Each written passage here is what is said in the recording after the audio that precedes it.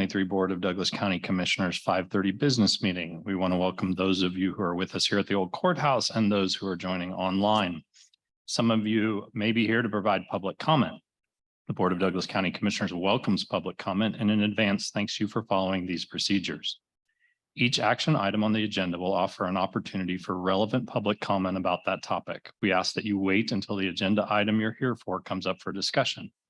Comments related to agenda items are welcome after the board has had an opportunity to discuss the topic. We ask that you wait until the agenda item you're here for comes up for discussion. The Board of Douglas County Commissioners will invite comments on topics not included on the agenda during general public comment after we consider the consent agenda. This is time for addressing issues not on today's agenda, but related to the general business of the Douglas County Commission.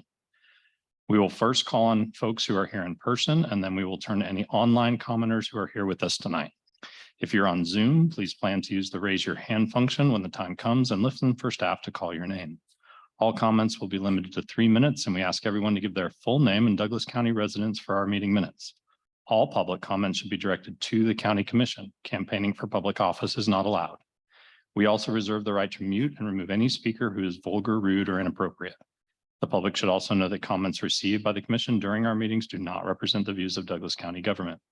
If visual aids are used during the meeting, the presenter will share their screen. Please know that online participants will not be able to view them without a computer, smartphone, or tablet during tonight's meeting. Materials are published online for your reference also. Lastly, a recording of this meeting will be available on our YouTube page and website after the meeting. We will start with our consent agenda that has 7 items on it. Then we'll do general public comment. And tonight we have 2 items on our regular agenda. One is an update on the 988 crisis line and mobile response. The other is a minimum maintenance designation for a road in the Wakarusa Township. We'll finish off our meeting with appointments and Commissioner Administrator miscellaneous before we adjourn. We'll start with the consent agenda. Commissioner Willie is not with us this evening. She is that right? She is in Washington, D.C. with our delegation from Lawrence and Douglas County. So Commissioner Reed, is there any item you'd like to have pulled from the consent agenda for further discussion? Nope, not this evening. Is there any member of the public who'd like to pull an item from the consent agenda for further discussion? Anyone online, Sarah? All right. Seeing none, before we do a motion, I see Pam Wiegand here, and we have 2 grants that are on here, maybe 3 grants that are on here actually. And I just want to thank Pam and her team for all the work putting that in. It's significant work. I know I've filled things like that out before, and we're really grateful for you and your team to work with the Kansas Department of Corrections to bring those dollars to Douglas County. So that I'll make a motion to approve the consent agenda, items 1, 2, 3, 4, 5, 6, and 7. Second. Moved and seconded. All those in favor say aye. Aye. Aye. We'll now move on to general public comment. This is the time for anyone who would like to provide comment on anything not on our agenda. We limit our time to 3 minutes per speaker. If you'd like to provide general public comment, you're welcome to come to the podium. Make sure you sign in and provide your name and Douglas County residence for our minutes. My name is Michael, Lawrence Accountability. Before I begin, I just want to let you know I want to let everybody know here that half of the rules that you lay out for public comment and your signature sheet all fly in the face of the rights that we have as citizens. The reason that I am here, and it's insane because this situation was created out of thin air. I had no intention of being here tonight. I sent Patrick an email asking for his help with homeless issues because the city of Lawrence obviously can't handle it. Today, I was out at the site in North Lawrence and Commissioner Reed showed up and brought a few items to the camp. I was initially impressed. She had a short conversation with a woman there who I'll come back to in a moment and walked into the camp just a little bit. Knowing all the people at the camp as I do as an advocate, I came up and interjected, and politely, I would add, that Shannon meet a couple of the people at the camp. Both of those people are here in the room with us tonight. that woman that I spoke of at the campment, she's apparently a volunteer, but it turns out she's just the wife of a city employee. But she decided to speak for a homeless person and say, Shannon shouldn't go over there because that person wants to be left alone. They want people out of their bubble, et cetera, et cetera, et cetera. So knowing all these people, I went right over there and asked her, did you say that? No, what? No. And she even turned to her boyfriend and said, Devin, did you say something like that? Did I say that? No. So I come back over to ask, why did you say that happened when that didn't happen? I got all kinds of, why are you coming at me so hostile and all? They assign these verbs to you if you offend them. I like that. But in the course of this, Commissioner Reed then decides to tell me, because I asked her, I said, I just wanted to maximize your visit to the camp here. I wanted you to meet some people, meet some of the key people at this camp that you need to be helping. And I asked if she had met Jen Adams. Oh, I know Jen. Jen's sitting right over there. She doesn't know you. That's interesting. And don't wince and smile, guys, because I have it all on recording so she can try to spin it however she wants, but I recorded it all. Shannon, don't let people give those people voices that isn't theirs. That woman was speaking on behalf of a homeless person without having the whole story. The homeless people need their own voice. They need their own voice to be able to talk to these leaders. They need a board seat on the Housing Advisory Board, to be quite honest.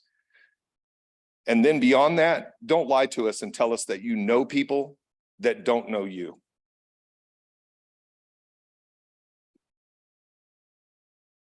Any other public comment?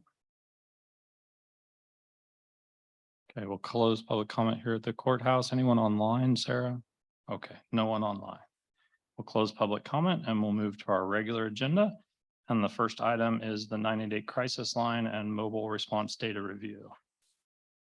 Commissioners, Bob Tryansky, our Director of Behavioral Health Projects, is going to be kicking off this presentation.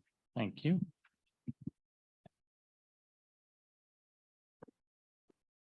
Good evening, Commissioners. Several weeks ago, we had a study session, and at the study session, we were talking about data and all of the new components that have come online over the last couple of years as we seek to improve our behavioral health system of care.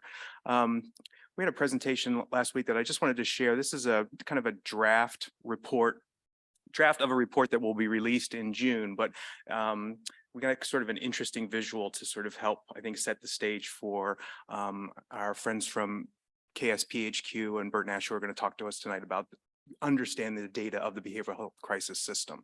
So if you think about Douglas County in 2018, just 5 short years ago, this was the path that a person who was in crisis would run into if they found themselves really struggling. Too often, because our behavioral health system of care was open Monday through Friday, 8 to 5, with limited access, limited resources, it was very easy for somebody to call 911 and get an emergency response that would take them to the wrong place. So what we've been trying to do over the last couple of years is improve and change that system of care so that there are a bunch of interventions between a person in crisis and the wrong location, being the jail or an unnecessary emergency room visit. And we've brought online a series of targeted interventions that are available 24/7, including 988, a 24/7 crisis line staffed locally by Douglas County people that has the ability to route and deploy a mobile access team. And between those two interventions, we ought to be able to resolve 80% of the calls to 988 on the phone. And we ought to be able to resolve 70% of calls from a mobile team going out into the field. Now the TRC is also coming online. So this sort of comprehensive system of care is a big addition to the way things were 5 years ago. So one of the questions that was posed by the commission was, how are we going to create a data culture that embeds that sort of commitment to transparency, accountability, and continuous quality improvement? How do we know whether these interventions, these programs, these systems are, what type of impact they're having? So what we wanted to do tonight is sort of tee up the first sort of iteration of that conversation by asking the 988 team and the mobile team to sort of share with you what we've learned over the last, in the case of 988, it's been online for 9 months. In the case of mobile response, it's been online for 6 months. So this is a 6-month targeted data review. And I'm going to turn it over to Jared Otten and to Edie Harrison and Blair Hines to take us from there. It's always easier when you're not talking, if you're trying to do stuff technologically, but that's what I do. I talk to myself.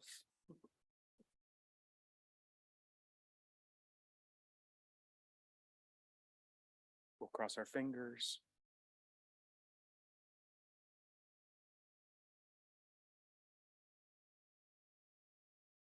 I did.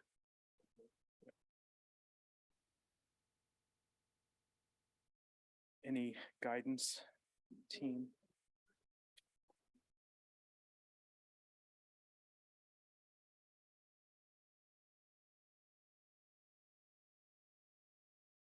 They want me to fix it so you can't see me. Yes.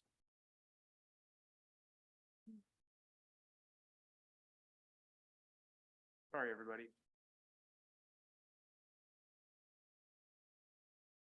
Thanks. Nice. Thank you, Bob. And thank you, everyone, for the opportunity to share with you the work that we've accomplished over the past 9 months or more. I know Edie, Blair, and I are all excited to kind of share with the community and the commission what we've been up to.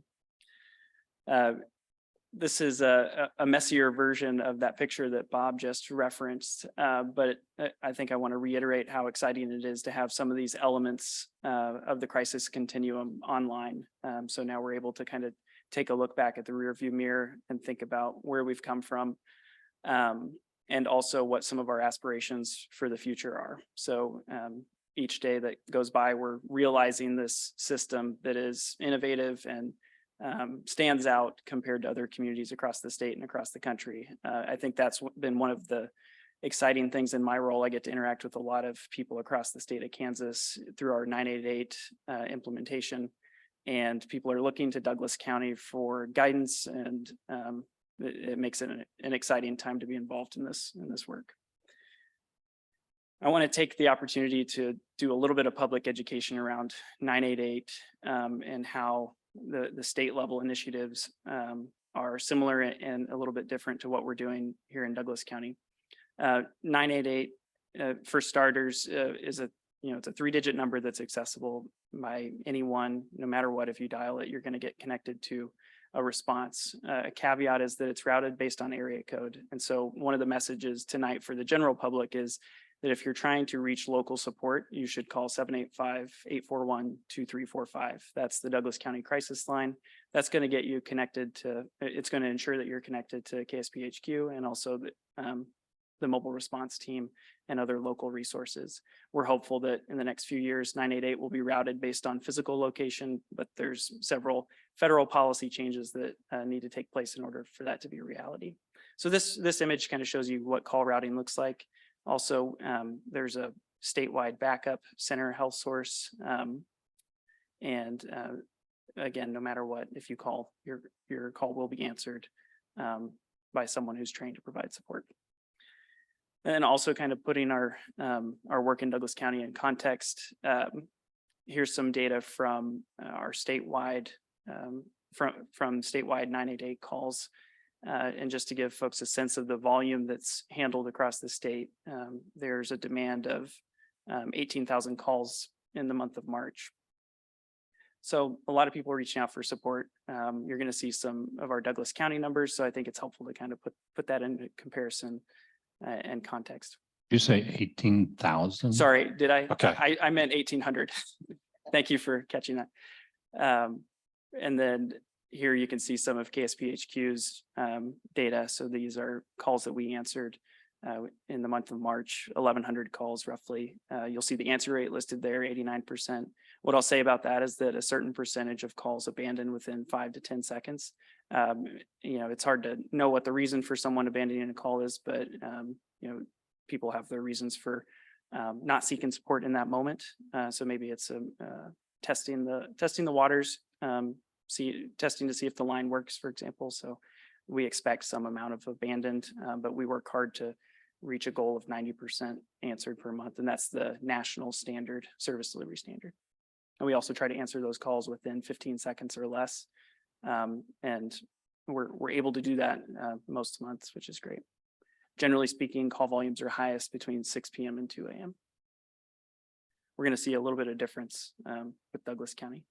So here's our 988 and Douglas County crisis line calls. Again, this is across the state, so not just Douglas County. The peak call volume is 8 p.m. The peak doesn't necessarily align with MRT, which is kind of an interesting finding. MRT means what? Mobile response team. Thank you. Thank you. Jargon. So now taking a look at Douglas County crisis calls. This is by month of year, going back to September. You'll see there's a lot of variability, and there's also spikes running from October to December. These are attributed to individuals who are calling multiple times or repeat calls. The nature of mental health conditions is that they are episodic. Sometimes people need more support during those episodes than other times during the year. So we may field calls from a single individual many times a day. So you see some of that occurrence. I think this kind of demonstrates how unpredictable the work that we do can be, and can be based on people's symptoms. Yeah, there's a lot of unpredictability. All of our Douglas County crisis calls are classified by the phone number, or if the person gives us that information. That makes some of the data collection challenging, given that people also have the option to remain anonymous. So I'm saying this to kind of demonstrate how the look at some of this data is going to be limited by some of these things. Calls coming into 988 account for 13% of our total Douglas County call volume. So if we look at all of our Douglas County calls, 13% are coming in through 988. Ask you a question, Yeah. or do you guys want to finish first? I'd like questions as we go. Okay. Yeah. So that 13% that you're seeing, have you seen any variability in that over the months? I mean, I'm thinking as we roll it out, have you seen it climb over time as more and more people use it? I'll have to go back to look, Okay. but yeah, I appreciate that question. The total call volume has increased as a result of 988. I would expect to see an increase in utilization of 988 in Douglas County, but we've also been encouraging people to use our local numbers. So it's going to make it a little bit challenging to, because we may see increases in both lines, I think is what we would hope. But yeah, I think it'll be interesting to look into that further. Our public safety line is a dedicated line for public safety, so that we can ensure that we're prioritizing that. I'll talk now about actually I'll save that. We have some program updates, but later I'll talk about 911 call diversion. This is Douglas County calls by day of week. The greatest number of calls is on Sunday, and then there's little variation during the rest of the week. It's kind of, this is again going to be the total call volume from September to March 31st. Douglas County crisis calls by time of day. So here's where we see kind of a deviation from the statewide call volume. We have peaks at 4 p.m. and then another peak at 8 p.m. This information kind of helps inform some of the staffing models for the mobile response team, as well as our own staffing models. We try to have the greatest number of call specialists on during hours from 6 p.m. to 2 a.m. so that we're using their time as efficiently as possible. To give folks a sense of what some of the common presenting concerns are when someone reaches out, we have just a breakdown of those primary presenting concerns. Mental health and suicide ranking high, And then family and other relationship issues, anxiety, abuse and victimization, financial basic needs. Those are all, contributing factors to a person's crisis or emotional distress.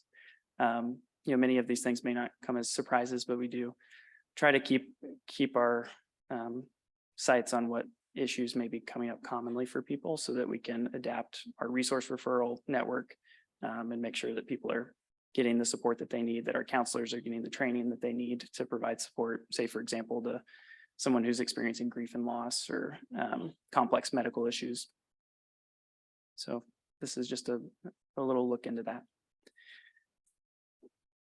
Jared, can you talk a little bit about, you mentioned like training for the call specialist. Is there cross training going on with any other agencies? So, that mental health and suicide being higher rates, working with the mobile response team and through Burt Nash otherwise, or, or referring to Burt Nash otherwise. I guess I'm just curious about places like the Willow, the Care Center, other folks that have hotlines, especially what kind of cross-agency training might be happening, if any? The most recent cross training we've had for our staff has been with the Sexual Trauma and Abuse Care Center. We have received kind of basic training around providing support to victims and survivors of sexual violence. We have historically provided a lot of support to trauma survivors. So that's the latest. We're always looking for opportunities to educate our staff. In the past, the Willow has come in and provided training. We still use resources from the Willow. And I think too, Edie and I have had a lot of conversations around opportunities to learn about systems of care and learn about serving specific client populations, people with severe and persistent mental illness. Because of the nature of our work, you never know who you're going to be interacting with. So it does kind of require you to sample information and education from a wide breadth of knowledge. Yeah. Give me a little bit of a breakdown, if these are the categories. Mental health seems like a large category. Yeah. How do you decide, what goes in there? It can be challenging, especially as the call taker, to categorize what someone's primary concern is, especially when it might be one of many. Mental health might be that someone's primary issue is a severe and persistent mental illness, or that those symptoms are the contributors to their crisis. That category, I think, is vague and can be a bit of a catch-all. So again, data collection is imperfect in this way. And I think we're also in a place now where we're looking at our data collection and thinking about how can we improve it so that, we're measuring the things we want to measure. We're measuring things of interest and not just for curiosity's sake, but for, how's it going to improve the program or the experience of callers? So yeah, parceling that out, we have anxiety listed, for example. We have another category or option for selecting depression. It doesn't show up as one of the top ones. So yeah, I think it's a fair question, and one that we're interested in figuring out how to capture the stories of people that we're interacting with, and figuring out how to communicate that to the public. Again, this is an opportunity to educate the public on how to access mobile response. And so we're going to spend just a brief amount of time on that. If people are interested in receiving crisis support, reach out to that local number, 785-841-2345. You're going to connect with a counselor that's going to offer to provide support. You may be interested in in-person response. And in that case, you can request a mobile response. We complete a brief digital referral form to collect some basic information that gets relayed to the mobile response team. And within a number of minutes, they're going to tell us someone's received the referral, they're on their way, expect a response of 15, 20 minutes, whatever it may be. We're going to offer to stay on the phone with people so that they can have support. And we'll end our call and interaction once the mobile team arrives. Sometimes a person might be able to stay safe and feels like they have everything they need to to kind of wait out the response from the mobile response team. And so we'll get off the phone and coordinate any follow-up contacts that are needed. As kind of the model suggests, most of the time the call is going to resolve over the phone. That's the hope, giving people support where they need it, when they need it, in an accessible way. And sometimes people are going to need a higher level of care, and we can activate that mobile response quickly and seamlessly for the person in need. For people who are at imminent risk or experiencing an emergency, we have a quick way to connect them to 911 and the emergency response. And that collaboration with emergency communications is ongoing and is also going to improve as we roll out the 911 call diversion program, meaning 911 calls that don't require a emergency police or medical response, and there's no criminal nexus, and there's clearly a mental health component, can be transferred to us in order to provide support and reduce the burden on the emergency or the public safety system, and reduce the likelihood of a law enforcement officer responding to a mental health crisis. So with that, I'm going to kind of turn it over to Edie and Blair to talk through some of the outcomes for mobile response. Swap over, yeah. Okay, cool. Good evening, and thank you for this opportunity to come and share some of the data for the last 6 months. So as you can see, since September, we've had approximately 82 referrals. There actually have been more this week that we'll show you in another slide. Public safety referrals, which are police or EMS, fire and med, make about 36% of those referrals. Other referral sources are the Lawrence Community Shelter, schools, substance use agencies, other community resource agencies like the DARE Center, the library, other mental health agencies. And on Monday, we expanded to 2 a.m. So right now we're working 7 days a week from 8 a.m. to 2 a.m. Yes.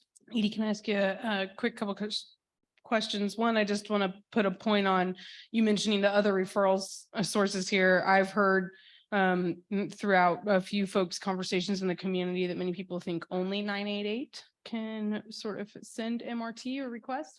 I'm just taking the opportunity to sort of debunk that and clarify that, sort of any social service agency, certainly other people can call and request that you all come out. Yeah, and one of the primary reasons that people might be thinking that is that we really would prefer to have consent from the person that we're going to go out and see, because we aren't a law enforcement agency. We're not fire and med.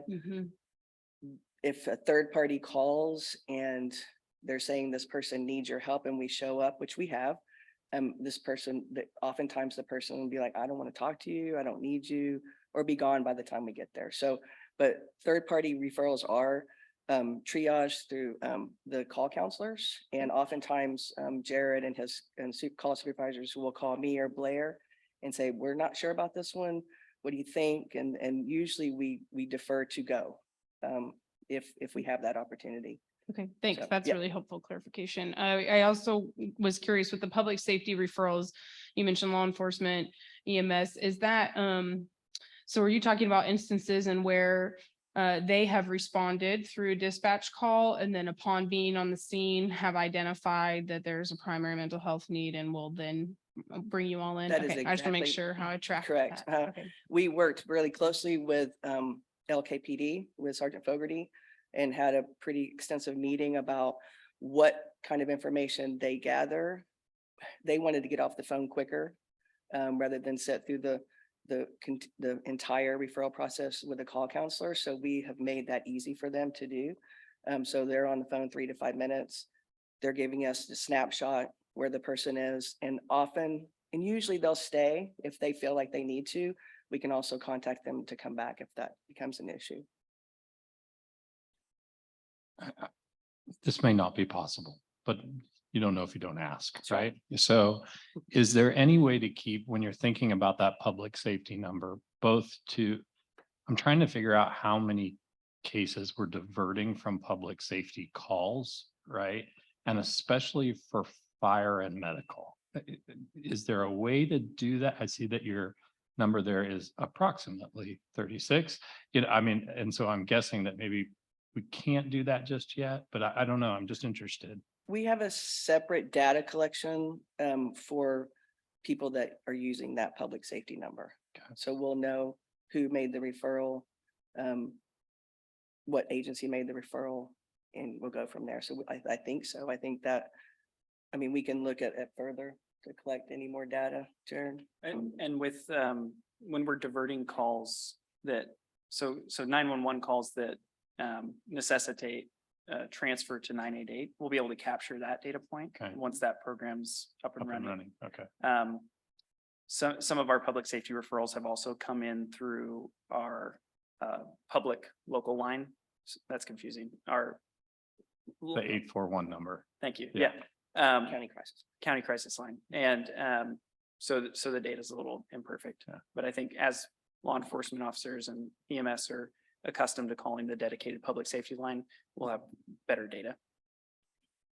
Go ahead. I was just gonna say, I appreciate that question, Commissioner Kelly. I was thinking the same thing, and it seems like maybe those two different data points eventually will sort of be interesting in that there's what calls were diverted and no first responders needed to respond, and which ones had their time shrunk and, you know, Yeah. the need for an ambulance ride, for example.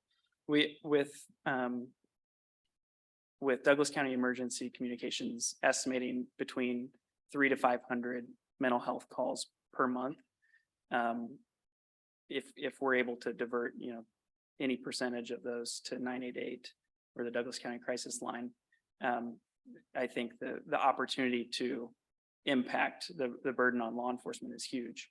And that's where we kind of estimate, 2 to 3 times increase in mobile response referrals as a result of bringing on the 911 call diversion program, because, that's going to mean, it's just going to mean that law enforcement is never even getting out to the call. Maybe those calls are getting handled over the phone.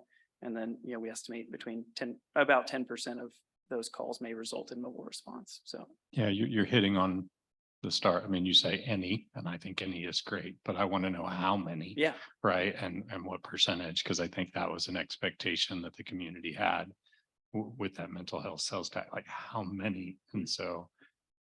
I can see as it come online, and I can think out as you get more geolocation in it, that it could get even better for our departments and understanding where we're reducing calls. So I'm glad you're thinking about that. Thank you. I gotta find that key again. There we go. So this is since, did you add that? Yeah, we didn't. Okay. Or- This is after the March 31st. We've had 8 referrals. Yesterday, we had 4 in one day, so it's going up. And we estimate that after we did shift briefings with Fire and Med, they started using us right away. So that first day. So I think we're going to see more of that. So here, MRT referrals day of the week. Looks like Monday is the most utilized day, followed by Tuesday. Not sure why. Yesterday was Tuesday and we had 4 referrals in one day. So not really sure what that data means. And we would think that usually on the weekends it might be a little more, but maybe people are having to go back to work and school and end up, in a crisis more than so. Yeah. Time of day is around 10 a.m. All hours are operation are utilized right now, 8 to 10, and then we'll see going forward after we look at the data from when we expanded to 2 a.m. And sorry, just for clarity, Oh. these are when those referrals are coming in. So we'll also see kind of the average response time is about an hour and a half. So, if you think about when the mobile response team is out, it's all hours of the day. Mhm. Thank you, Jared. So here is a map of the zip code of the most referrals that we received. And as you can see, it's mostly Lawrence proper. A lot of downtown, North Lawrence, not familiar with all the areas of Lawrence, but those 3 zip codes, we have received most of the referrals from them. A few outliers, Baldwin City, Eudora. We actually are going to go to the Baldwin City Chamber of Commerce next week and going to present there. So we might see more coming from Baldwin City at that time. So demographics, 56% female, 44% male. Identity, what people identify as in their race is 78% white, 16% black, 4% identify as native, and then 12% did not agree to identify themselves what race. The average age is 34 years old. So a point of clarification about the identify as other, you just mentioned that 12% of people did not choose to identify. Is it maybe a combined number? Is it some folks that maybe identified as some other race besides white, black, native, and because I'm actually interested in the folks who explicitly opt not to self-identify versus, other sort of lower demographic races that we have in our community. We're still working on this data collection piece. I think, if it's a lot of the stuff we get from our existing charts or from existing information that we might already have about somebody. So that might just be somebody didn't fill that data point in. Okay. I will work on that for sure. That leads me to, that's good clarification. That leads me to another question was, there's a difference in perceived race and self-identified race. So I wondered if we were getting that racial information from either like in the example of law enforcement referral, if that's how they identified someone, or if mobile response team, and you probably don't have, data collection is not the top task. When interacting with folks, and I want that to, that is true and necessary. But just thinking about the difference of just clarifying if it's perceived race by other professionals versus self-identified race. I would say that would probably be the majority is perceived. And that collection, that data piece that we don't collect in the initial response. But we're working towards when we do follow up to maybe get more of the demographics done after the initial crisis has been resolved to get more clear information. I just want to reinforce something that you just did as being part of what Bob called data culture, right? Because I think a lot of times we look at it as a gotcha. You're supposed to prove that you're hitting all races here, and being open to saying like, we're still looking at this data in a way to see what does it tell us. And I think I really appreciate Commissioner Reed's questions, because my first reaction to that is, I see that data and I think, our census data tells that our younger people more likely identify as people of color. So if your 34 age is there, that 16% is higher, and so I guess my point is, well, thank you for having a space to just say, we're looking at this, we're trying to figure out how we're collecting this data and helping us understand like data collection is not our top priority at this time. But we still want to provide data to make good decisions. So thank you for that. Well, thank you for that too, for that opportunity to say, I don't know. So, yeah. So here's the stats continued. 86% of our referrals have been resolved in the community. That means that we did not take anybody anywhere. We didn't went to wherever they were, helped them resolve the crisis, and then we followed up later. 14% require a higher level of care. That is LMH. That is voluntary hospitalization. That could be Rainbow Services in Wyandotte. No referrals up to date have resulted in anybody being involuntarily hospitalized against their will. So it hasn't risen to that level so far. As you can see, response time has been under 1 hour, which makes sense because all of them have been really close to our location. So if we get more calls in Baldwin City or Eudora, that time might go up. Right now it's 12 minutes. So it could, that could extend, but we want to get everybody responded to in at least an hour. Average length of encounter is 1 hour, not 1.5 hours. There's the age percentage. So Jared, you might have to help me with that one. So 23% are 20 and below. Okay. Those two colors must be out. 13% 21 to 30, 18% 31 to 40, 16% are between 41 and 50, 7% are between 51 and 60, and 10% have been 61 and older.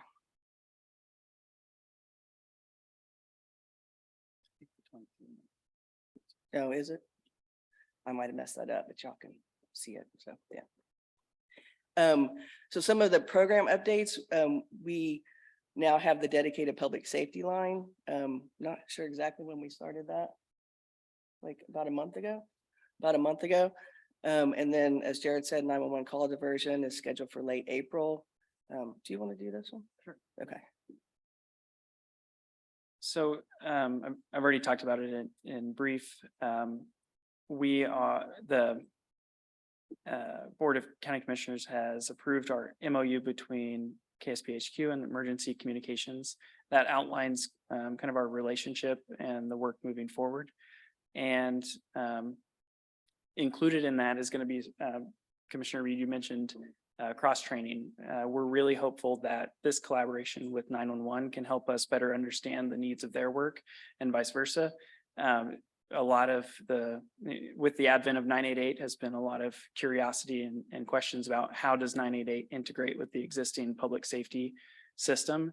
And really there's no roadmap for that. A lot of it is really left up to states and localities to figure out how to integrate.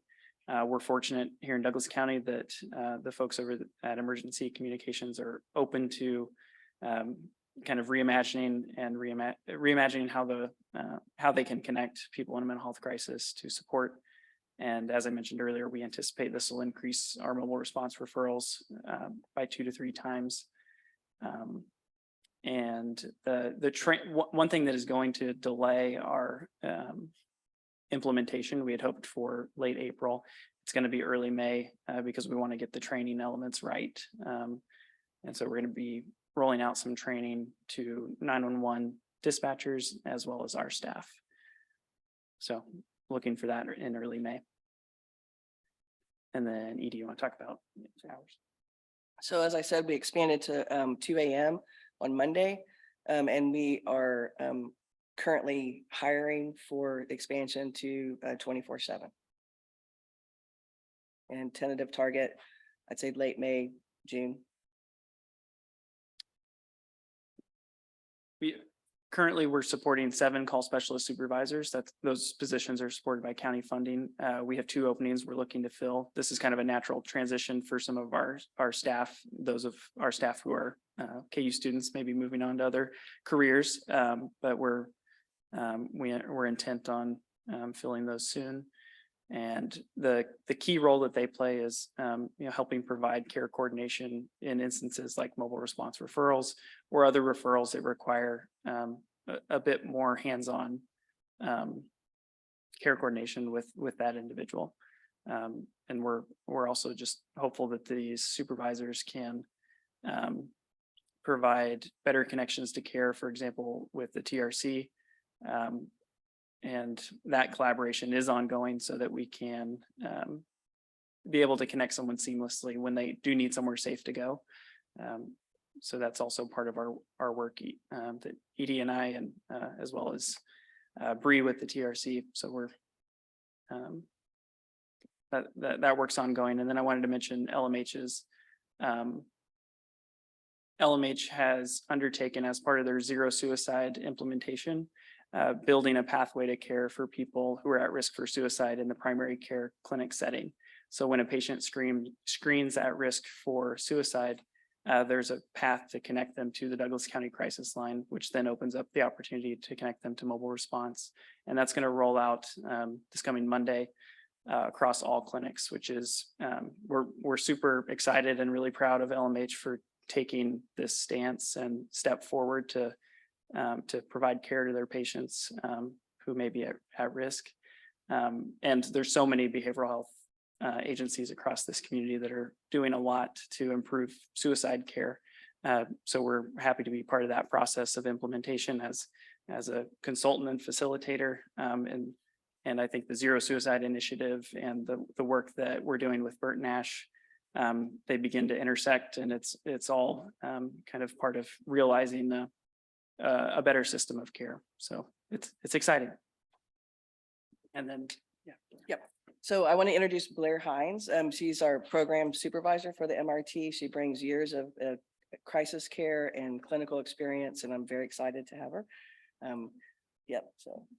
And then, as I said before, we did shift briefings for all shifts for fire and med last week. So they're aware of the public safety line. They know our hours, and they are utilizing us already.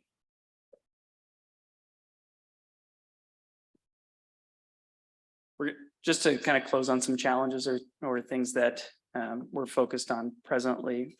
There's a continued need for public education. We're looking for opportunities to come out and speak with groups.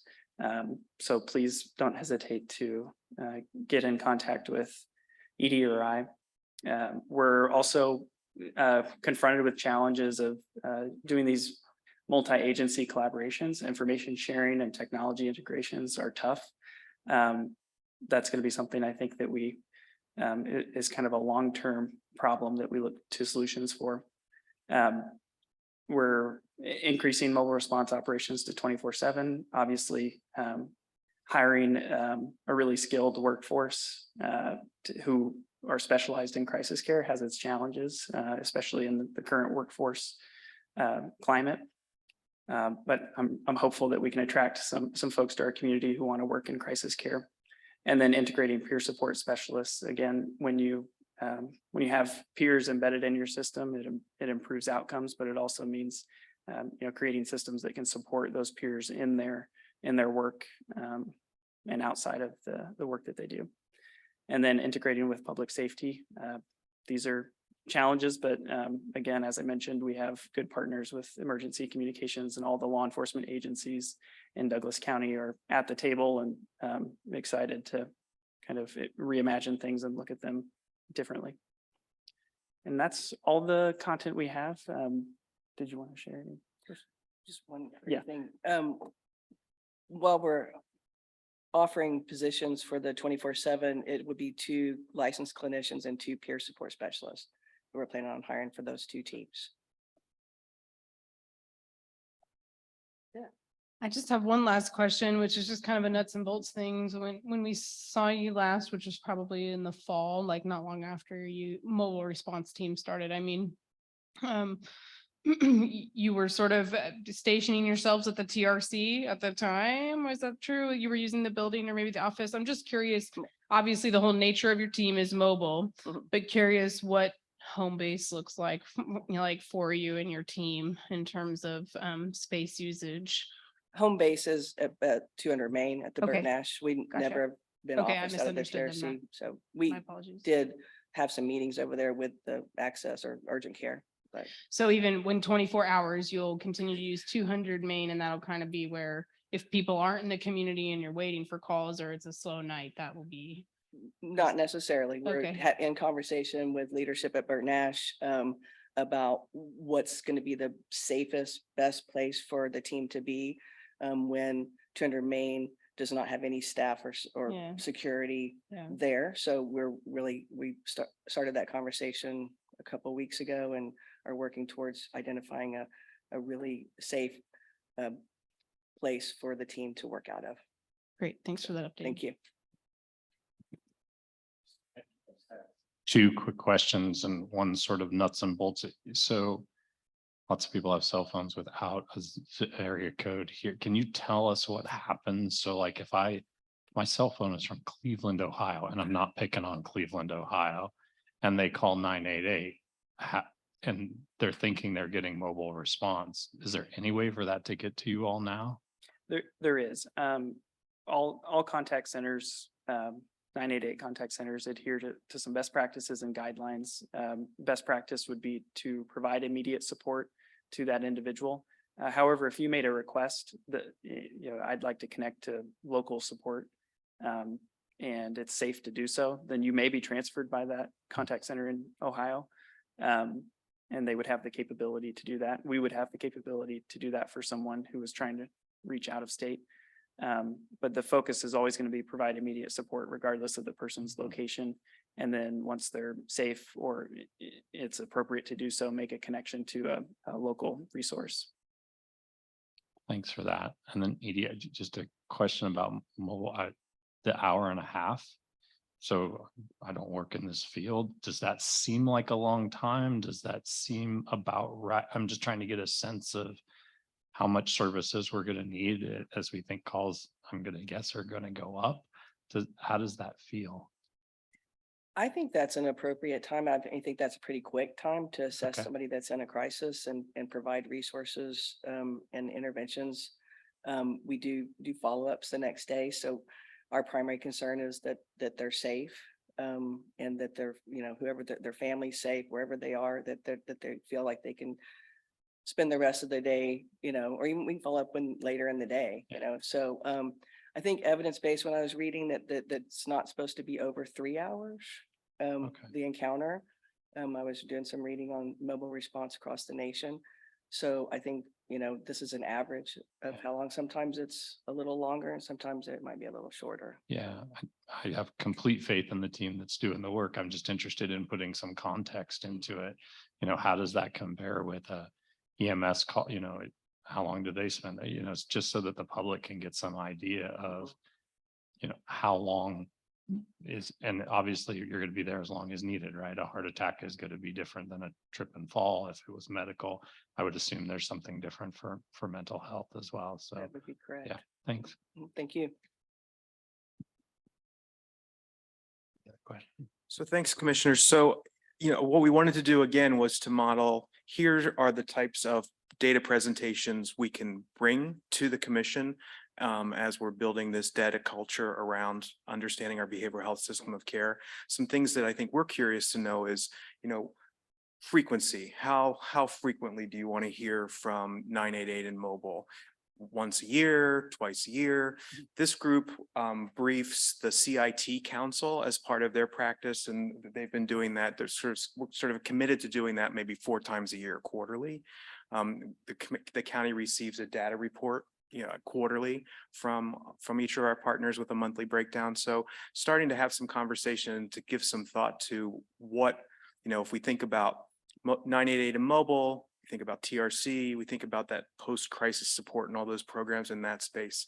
What is the best sort of flow to get into in terms of bringing you up to date on all the moving parts of the system of care, and what are you most curious or most interested to know, and what should we keep under the hood for the subject matter experts? What's the division there? So look for some feedback on that. Okay. As we move. We may have some here in just a second. We'll take public comment and then we might have some comments around that. Thank you all very Thank you. much. Appreciate it. Is there any public comment on this item? Come on up, make sure you sign in, provide your name, Douglas County residents, and you'll have 3 minutes to address the commission.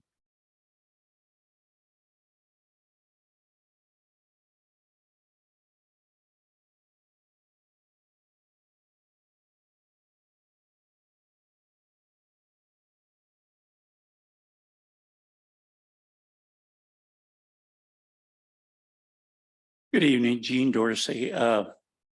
First of all, I have called 988 from a 908 area code and was seamlessly transferred over to the people in Lawrence from what 908 is a New Jersey area code, but they had no problem connecting me immediately.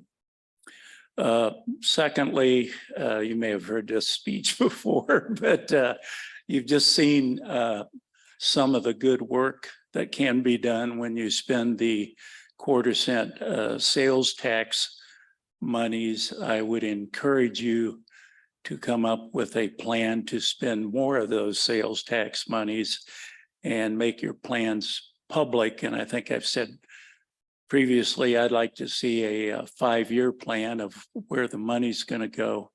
Now that the crisis center is out of the way, you may have more time to devote to coming up with a plan.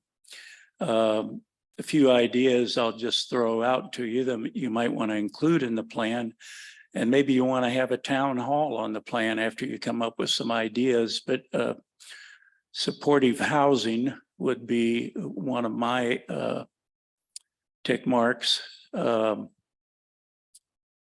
Perhaps something for people under 18 who can't spend time in the crisis center due to legal requirements, and perhaps more outreach to Eudora and Baldwin. I think there's a county health van that sits around pretty much being unused most of the time. Perhaps that could be utilized by either mental health or even behavioral health, or a combination of physical health and mental behavioral health, and use that for outreach to Lecompton, Baldwin, and Eudora. So I'm eager to see your plan. Thank you. Any other public comment?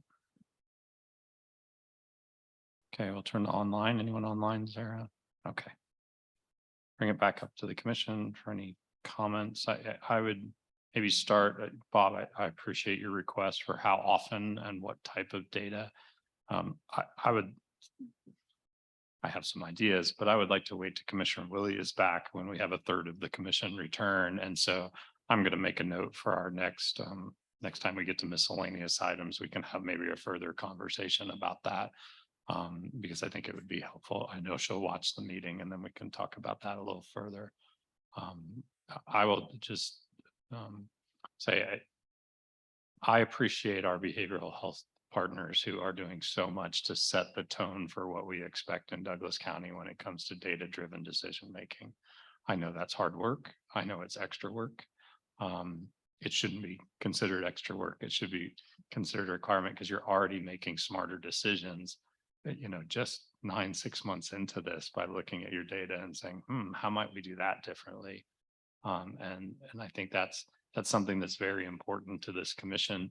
And those I talk to in the community, that's very important to them. We are an information rich, maybe too rich, society. And so having access to the kind of update that you provided this evening, paired with your incredible care and dedication to helping those in our community who are vulnerable is truly impressive. It feels really great. So thank you for that. Yeah, I would really echo everything Commissioner Kelly said, and agree that the full commission needs to have a conversation about how we sort of want to structure what data updates look like as we bring more and more services online in that crisis continuum. I will just say that I think like this presentation was it gave a really good spectrum of information and some things that helped really for me like have a visual of what it is starting to look like for you all and how you're noticing what trends are. And to Commissioner Kelly's point, really appreciate that you're paying attention to that along the way, because then it allows you to sort of course correct and adjust accordingly, both with staffing and just the type of crisis interventions you use, right? And the types of approaches that you use with different folks. So I just really appreciate how intentional I can tell all this has been. And I think you shared some really good, useful data points that also have stories attached to them. And that's helpful for me. I just am really grateful to start to see some impact. And so I think that's kind of the theme of all of this work, is that over time, and to Commissioner Kelly's questions earlier in the presentation, like trying to see what that impact looks like in terms of, is it alleviating some pressure off of EMS and fire and law enforcement who had been previously responding to inappropriate calls at times, that will be really helpful for our community, I think, to see a sea change in the way that systems of care are interacting with different systems in our communities. So just grateful to see that there's already some positive impacts showing, and excited, hopeful that staffing works in your favor soon, and really grateful to see on that challenges list that peer support is a priority and something that you believe it is necessary to integrate into the work. So I will hope that you're successful in job searching or employee searching and really getting to 24 hours. I just think it's already, being at, what is that, 20 hours a day? That's a game changer for our community. So thank you for doing the work, and thanks for taking time to come talk with us about how it's going so far. Thank you, Commissioner Reed. She spurred two more thoughts in my head.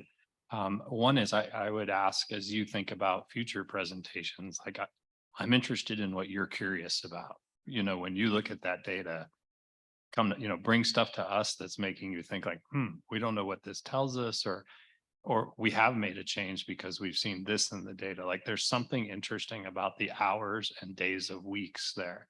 And as you look at that, what's that telling you? Like, one interpretation of seeing how it spikes up on Mondays is, Edie, I think I heard you say, like, is that happening when they go back to work? What kind of supports are we providing for employers if that's what it is, and so I want to put it back on, while it's us to say, this is what we want to know. I want to pick it back on you and say, as you're in the weeds and the trenches, what is making you curious? And so I'd offer that, but we'll have a longer discussion about that when Commissioner Willie returns. I do want to address something that we had some public comment on, and thank you for that, Gene. I do find it, while a 5-year plan is certainly seductive, and we as a commission are elected, and we can't really make financial commitments beyond the year. We have to do budget every year. We'll have some new commissioners coming on if we started a 5-year plan, we'd have new commissioners coming on, and we don't want to hold them, whoever they are, accountable to decisions that were made earlier. So while we might have some strategies or some goals, and I think we've seen that across the behavioral health sector, we want to be careful of being too prescriptive, especially from a finance side, of holding future commissions to the decisions that we really can't make on their behalf. So I appreciate the comment. I appreciate the desire. This is an information only item. Commissioner Reed, do you have anything else on this? Okay. Thank you very much. We appreciate you all being here and the great work you do. We'll move to our next item, which is approving a resolution to establish a minimum maintenance designation on a portion of N 1075 road in Wakarusa Township. Chad is here. Good evening, commissioners. Good evening. And Kevin is online, and Kevin's going to go quickly through. This is as exciting as our mobile response team. I want to make sure we affirm that. All right. Yes, yeah. Don't Kevin, take that you're- everyone's leaving us any note there whatsoever. Yeah. Kevin, you're in the panel. Do we need yours? So do you need your cell phone? If you want to nod and tell us if you need your cell phone in the panel. Okay, great. All right, not that. All right, you're in the panel. Thank you, All right. sir. Take it away, Kevin. Sharing my screen now. Can you all see my screen? Yes. Terrific, thank you. All right, thank you. Good evening, commissioners. Tonight we have a road up for consideration for a minimum maintenance designation. As Chad mentioned, I couldn't quite hear all the audio as I was transitioning into the panel, but he's going to go over the specifics of the specific road, but I'm going to go over some general information about minimum maintenance roads, not only for the commission, but anyone that might be listening in. So what does it mean when a road is declared minimum maintenance? In the state of Kansas, statute 68-5102, a copy of which is included in the agenda packet, lays out all of the details, but in layman's terms, minimum maintenance road is an open public road used very sparingly that does not necessarily need to be maintained. And if anyone chooses to travel on said road, they do so at their own risk. In Douglas County specifically, minimum maintenance guidelines were established in the early 1990s to assist the county commission in judging whether a road should or should not be declared minimum maintenance when a road is brought before them. One of those guidelines, which is of importance to our specific location tonight, is physical problems with routine road maintenance, such as expensive drainage problems, shall be given strong weight in a minimum maintenance road designation. Now, the ultimate decision on whether a road should be declared minimum maintenance does lie with the Board of County Commissioners, as detailed in the Kansas statutes. There are 4 major steps that lead up to that decision. First, the county commission approves a resolution stating that the particular road is being considered for a minimum maintenance designation. Second, there is a public hearing before the township that the particular road is in. Facts are presented to the township board and public comment is heard. At the conclusion of the hearing, the township board makes a recommendation to the county commission as to what road or parts of road should be declared minimum maintenance. Third, there is a public hearing before the City County Planning Commission. Like with the township, facts are presented, public comment is heard, and a recommendation is made to the county commission. And fourth, what we are having tonight is a public hearing before the Board of County Commissioners. The board receives the 2 prior recommendations, which are in the agenda packet. Like the previous 2 hearings, the facts are presented, public comment, if any, is heard, and then the commission makes the final decision. If the commission agrees with the minimum maintenance designation, a resolution is passed and the process is complete. So that takes care of the general information. I'll be available for any questions during the rest of the discussion. But for the specifics of a road tonight, I will now turn it over to Chad. Thank you, Kevin. You're welcome. So Kevin is our county surveyor, and as usual, he's really good with details and keeping things straight. So I appreciate that, Kevin. That process is now complete. We're at the final step of making this a minimum maintenance road. So with your vote to do that, we would it would be official, and then we would put signs up within 10 days to show that it's minimum maintenance. The reason that Kevin emphasized the statute was that this request is actually initiated by us rather than by landowners or the township. We're trying to get ahead of the public safety issue on the road. We're also trying to get ahead of a future public expense issue if someone were to pull a building permit. And so it's appropriate to make this change based on other locations around the county. If we approve this tonight, then we would have next week on consent another resolution to put gates up. And that would be a fairly routine process. The gates would be locked and keys would be given to the township, fire, and the landowner, Public Works. And then at that point, the road would not be open for travel to people who are unfamiliar with the area. So we feel it's the right thing to do in this location. I think in the future, we would even go so far as to take the bridge out, the low water crossing that's down there, and restore the stream channel and take away some bank erosion issues. But that's kind of another discussion for another day. So what we're looking for tonight is your approval to make it a minimum maintenance road. Thank you, Chad. We had a longer discussion about this a while back, so I don't have any questions on this item, Commissioner Reed. Just one quick question. I was trying to think back and remember if I asked it last time, so I apologize if it's repetitive, but maybe a refresher. You mentioned the gates and giving keys to township, fire, and landowners. Is it all, I guess, just landowners with the land between where the gates are? I mean, any land that touches that, because which will still allow usage for farm equipment and whatnot, right? It would be keys to the property owners that are behind the gate because it's their property. Okay, and are they already aware of this Yes, process? And so it was something that we initiated. They were all notified by letters of all of the steps of Okay, this what I thought. process. Yeah, and then Thank you. when the landowner actually showed up at Planning Commission and had some comments, and then we talked later. So he's aware. Okay, great. Yep. Thanks, Chad. No other questions? Okay, we'll open up public comment for this. There's no one here at the courthouse, I think, who wants to provide public comment. Sarah, is there anyone online? All right, we'll close public comment. Kevin and Chad, appreciate your work. I'm happy to make a motion. I move to conduct a public hearing to accept comment on the proposed establishment of a minimum maintenance designation. Maybe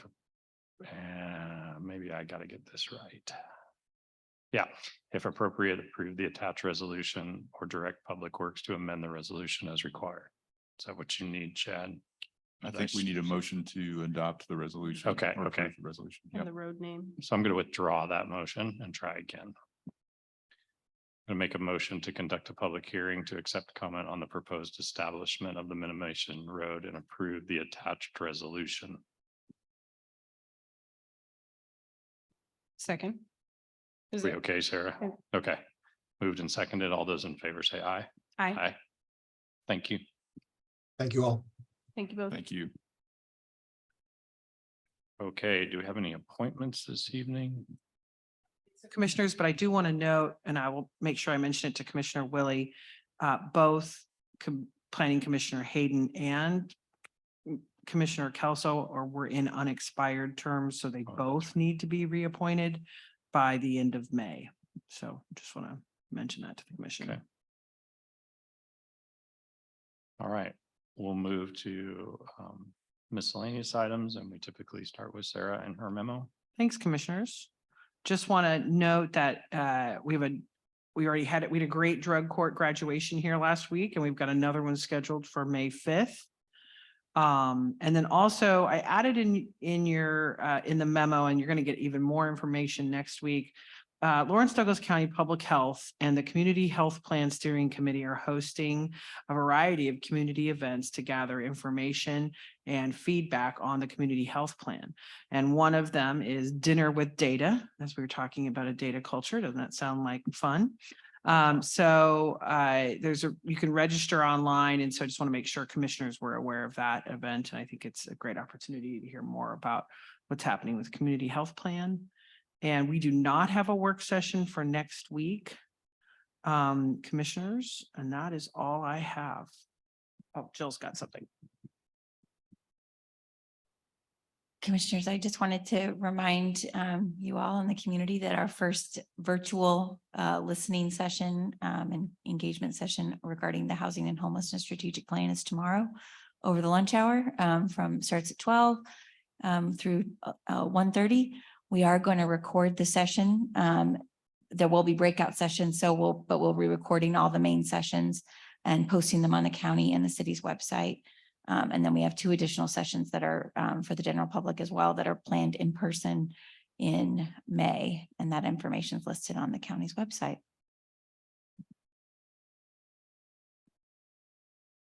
Thank you. Commissioner Reed, any other miscellaneous items? I'll just share with Commissioner Reed and the public. We have, 2 things happen sort of around economic development in our Panasonic. We got an update from Rob Richardson, who works for the EDC and is working on Panasonic opportunities. And it was nice to hear sort of the progress they're making. There was some discussion about how the city of Lawrence code is changing and things like that, but we have a number of annexations that the city has passed, and we're still getting more and more information there. And Rob also joined Kevin Kelly and Mike Brumgart, who's the city administrator in DeSoto today for a panel discussion with Leadership Kansas here discussing our work in Douglas County and with our partners over in DeSoto around workforce development, not just for Panasonic, small, medium, and large employers here and the employees that we hope will work for them. I thought it was a really great discussion and was really encouraged by some of the questions that came from the class that was listening to the panel discussion. I think we're in a good spot. I feel like having Rob in that space, while it we haven't seen the impact maybe quite yet. But instead of communities expecting us to we're in place. We've got partnerships that are being developed. Rob is very much at the table and discussing things such as transportation and childcare, and those are coming up really quickly. So there's still a lot of that stuff seems far away, but it'll be here before you know it. And I was pleased to hear from the 3 of them how engaged they are in this work, and that's good for Douglas County. Okay, there's nothing else. We are adjourned.